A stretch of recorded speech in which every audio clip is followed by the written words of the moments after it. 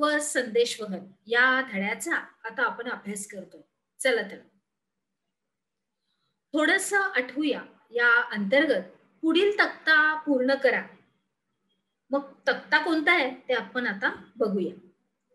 तर आपल्याला या तक्त्यामध्ये वाहतुकीचे मार्ग, वाहतुकीची साधनं आणि त्याचा वापर कशासाठी हे रकाने दिलेले आहे. तर बघूया पहिलं काय आपल्याला दिलंय तर रस्ता मार्ग. आणि रस्ता मार्ग मध्ये कोणता आहे तर वाहतुकीची साधनं कोणती आहेत तर पहिलं दिलंय रिक्षा. आणि त्याचा वापर कशासाठी करता येतो प्रवासी वाहतूक. म्हणजे हे उदाहरण दिलंय. मग त्याच्यानंतर तुम्हाला दिलंय रस्ता मार्ग ट्रक आणि मेट्रो. त्याच्यानंतर तुम्हाला दिलाय जलमार्ग, त्याचं तुम्हाला लिहायचं आहे. त्याच्यानंतर तुम्हाला वाहतुकीचं साधन दिलंय, त्याचा वापर कशासाठी आणि वाहतुकीचा मार्ग कोणता हे तुम्हाला प्रकार त्याच्यामध्ये तो लिहायचा आहे. त्याच्यानंतर तुम्हाला हवाई मार्ग, जलमार्ग, त्याच्यानंतर माल वाहतूक म्हणजे वापर कशासाठी ते दिलंय, पण वाहतुकीचं साधन नाही दिलेलं.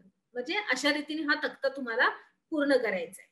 अर्थात त्याची नोंद तुम्हाला तुमच्या वहीमध्ये व्यवस्थित करायची आहे. पुढे बघूया. सांगा पाहू या अंतर्गत पुढे काही विशिष्ट परिस्थिती दिलेली आहे आणि अशा परिस्थितीत तुम्ही कोणत्या वाहतुकीच्या मार्गाचा साधनांचा उपयोग कराल ते तुम्हाला सकारण सांगायचंय. तर आपत्कालीन स्थितीमुळं तुम्हाला नागपूरहून भोपाळला पोहोचायचंय. कुठं? नागपूरहून भोपाळला. आणि स्वच्छतेचा संदेश देत तुम्हाला कन्याकुमारी पर्यंत पोहोचायचंय. यासाठी कालमर्यादा नाही. बरोबर? कोकणातील हापूस आंबा हा अरब देशात पाठवायचा आहे. बघा विद्यार्थी मित्रांनो, सांगा पाहू या अंतर्गत आपल्याला काही वेगळं वेगळंच हे उदाहरणं दिलेत आणि अर्थात त्याची उत्तरं आपल्याला लिहायची आहेत. आपल्या वहीमध्ये आपल्याला नमूद करायचे. पुढे बघूया. पुण्याहून इंद्रायणी तांदळाची निर्यात दक्षिण आफ्रिकेतील केपटाऊन येथे कमी खर्चात करायची. त्याच्यानंतर नंदुरबार जिल्ह्यामध्ये पालेभाज्यांचे उत्पादन मोठ्या प्रमाणात झाले आहे, परंतु स्थानिक बाजारामध्ये योग्य भाव मिळत नाहीये. म्हणून नागपूर सुरत महामार्ग आणि सुरत भुसावळ लोहमार्ग हा जिल्ह्यातून जातो. आणि तुमच्या गावाहून तुम्हाला सिंगापूरला फिरायला जायचंय आणि त्यासाठी तुमच्या जवळ 10 दिवसाचा कालावधी आहे. चला पुढे जाऊया. थोडंसं भौगोलिक स्पष्टीकरण. अर्थात ह्याच्यानंतर प्रवास किंवा मालाची वाहतूक करताना आपल्याला अनेक बाबींचा विचार करावा लागतो. हे तुमच्या लक्षात आलंच असेल. कसं तर प्रवासासाठी विविध मार्ग, साधनं आपल्याला उपलब्ध आहेत. म्हणजे रस्त्याचा मार्ग आहे, हवाई मार्ग आहे, जलवाहतूक आहे, लोहमार्ग आहे. बरोबर? आणि आपल्याला ह्याच्यामधला कुठलाही पर्याय आपण निवडू शकतो. आता रस्ते, लोहमार्ग, जलमार्ग, हवाई मार्ग, नळमार्ग इत्यादी मार्गांद्वारे वाहतूक ही करता येते. आणि मग यांची निवड करताना या सगळ्या वाहतुकीचे मार्ग आणि साधनांची निवड करताना काही बाबी आपल्याला विचारात घ्याव्या लागतात. मग त्या कोणत्या आहेत ते आपण बघूया. वाहतुकीसाठी विचारात घ्याव्या लागणाऱ्या बाबी आपल्या फितीमध्ये आहेत.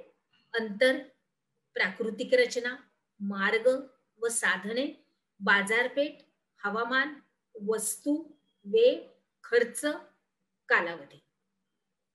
बरोबर? ही सगळी आपल्याला विचारात घ्यावी लागतात. कसं ते मी तुम्हाला सांगते. तुम्हाला जर गोव्याला फिरायला जायचं असेल तर गोव्याला जाताना तुम्ही पहिल्यांदा एक योग्य ते एक वाहतूक साधन निवडणार. बरोबर? तुमचे आई बाबा तुम्हाला जर गोव्याला घेऊन जाणार असतील तर ते आपल्या पूर्ण कुटुंबाबरोबर जाताना एक योग्य असं पहिल्यांदा वाहतुकीचं साधन म्हणजे कोणत्या मार्गाने जायचं, रेल्वे मार्गाने जायचं, लोह मार्गाने जायचं म्हणजेच रेल्वे मार्गाने की हवाई जहाजाने जायचं की रस्त्याने जायचं. त्याच्यानंतर ते अजून पुढचं विचारात घेतील की कशा पद्धतीनं वेळ लागणार आहे. मग तिथं गेल्यानंतर आपल्याला व्यवस्थित उपाहारगृह वगैरे सर्व कसं मिळणार. हा एक छोटंसं उदाहरण झालं विद्यार्थी मित्रांनो. पुढे बघूया. आता ह्या सगळ्या बाबी विचारात घेऊन जेव्हा प्रवास किंवा वाहतूक आपण जेव्हा करतो त्यावेळी आपला वेळ आणि खर्च हा वाचू शकतो. मग प्रवास आरामदायी सुद्धा होऊ शकतो. मग मालाचं नुकसान न होता ही वाहतूक आपल्याला करता येते. मग ग्राहकाला द्यावी लागणारी मालाची किंमत ही केवळ उत्पादन खर्चावर न ठरता उत्पादन खर्च आणि वाहतूक खर्च याच्यावर ठरते. आणि मग मालाची वाहतूक ही जलद म्हणजे लवकर, सुरक्षितपणे, अगदी व्यवस्थित होणे हे आवश्यक असतं. मग वाहतूक आर्थिकदृष्ट्या आपल्याला परवडली की मग त्या मालाची किंमत ही कमी राखता येते. आलं लक्षात इथपर्यंत? अगदी व्यवस्थित. आता वाहतूक ही एक पायाभूत सुविधा आहे आणि वाहतूक व्यवस्थेतील विकास हे देशाच्या किंवा सगळ्या प्रदेशाच्या विकासाचं एक मानक मानलं जातं. वाहतूक वाहतूक कशी असते? एका ठिकाणावरून दुसऱ्या ठिकाणी, बरोबर? आणि आपली अंतर ही लांब लांब असतात, बरोबर? मग वाहतूक व्यवस्थेतील या सुधारणामुळे प्रदेशामध्ये मालाची आणि प्रवासाची ही चलन क्षमता वाढते. तसेच उद्योगधंदे, बाजारपेठ यांचा विकास होतो आणि मग आर्थिक विकासाला गती प्राप्त होते. दरडोई उत्पन्न आणि स्थूल देशांतर्गत उत्पादन याच्यामध्ये सुद्धा वाढ होते. बघा, आर्थिक चलन जे चलन क्षमता आहे म्हणजे जे आर्थिक संपूर्ण ही साखळी आहे ही वाढायला लागते, बरोबर? त्याच्यामुळं सगळ्या क्षेत्रामध्ये ही प्रगती होत जाते. पुढे बघूया. नकाशा वाचन करताना आपल्याला वाहतुकीच्या मार्गाचे आकृतीबंध असे सहजपणे पाहता येतात. आपण जर जाळं बघितलं आपल्या ह्याच्यामध्ये की कशा रीतीने आपल्याला एका ठिकाणाहून दुसऱ्या ठिकाणी जायचंय, तर आपल्याला त्याचा एक पूर्णपणे आकृतीबंध असा साचा मिळतो. मग काही ठिकाणी वाहतुकीच्या मार्गाचे गडद जाळी तर काही भागात विरळ जाळी या स्वरूपामध्ये वितरण दिसते आणि काही भागामध्ये तर वाहतुकीचे मार्ग उपलब्ध नसल्याचेच आढळते. मग एखादा प्रदेश वाहतुकीच्या मार्गापासून कोणत्या कारणामुळे वंचित राहतो बरं? कोणत्या कारणामुळे वाहतुकीचे हे दाट असं जाळं निर्माण होतं? असे अनेक प्रश्न आपल्याला पडू शकतात. मग ह्या प्रश्नांची उत्तरं शोधण्यासाठी प्रदेशाच्या वाहतुकीच्या नकाशा सोबत सुद्धा त्या प्रदेशाचा नकाशा सुद्धा घ्यावा लागतो, बरोबर?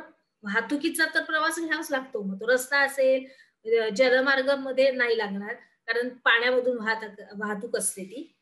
पण आपल्याला त्या संपूर्ण प्रदेशाचा प्राकृतिक नकाशा सुद्धा विचारात घ्यावा लागणार आणि या दोन्ही नकाशांचे जेव्हा आपण एकत्रित वाचन करणार त्याच वेळेला आपल्याला या प्रश्नांची उत्तरे सापडतात.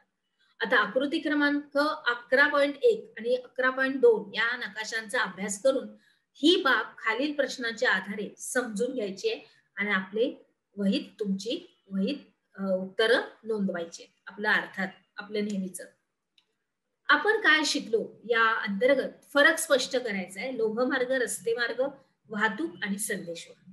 चला पुढे जाऊया आता आपल्या पुढच्या विभागामध्ये.